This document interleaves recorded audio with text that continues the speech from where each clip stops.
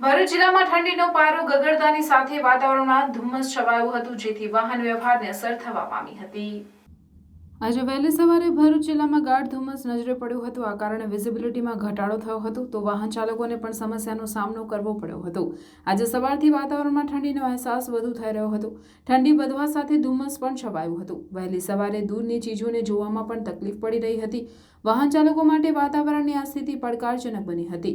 National highway 48 અતિ વ્યસ્ત માર્ગ છે, જ્યાં વિઝિબિલિટીમાં ઘટાડો અકસ્માતનો ભય ઊભો કરે છે, જેથી હાઈવે પર દોડતા વાહનો ધુમ્મસની બ્રેકના લીધે ધીમી ગતિએ દોડતા નજરે પડ્યા હતા। જો કે દિવસ ચડવા સાથે ધુમ્મસ દૂર થતા સ્થિતિ સામાન્ય થવા લાગી હતી।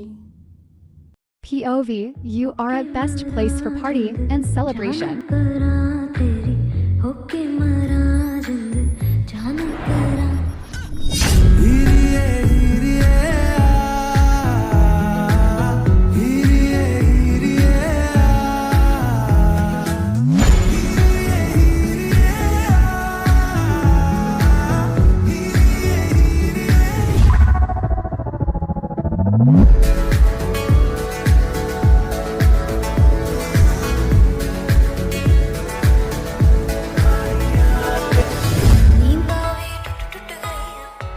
તો તમારી બર્થડે પાર્ટી હોય, કીટી પાર્ટી હોય કે એની કાઇન્ડ ઓફ ઇવેન્ટ હોય, I am here to serve you.